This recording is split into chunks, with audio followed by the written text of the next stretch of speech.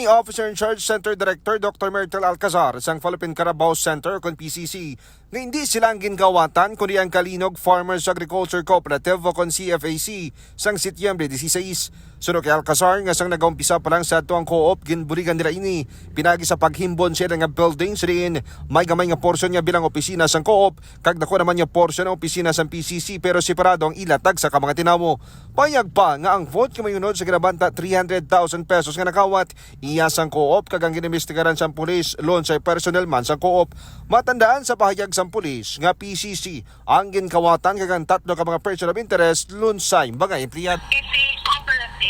Entirely different office gid siya.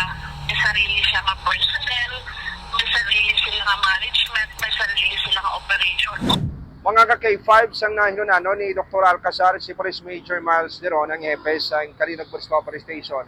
Ginamin sila sa doktora nga hindi siya aware nga naingari nga opisina ang nakawatan.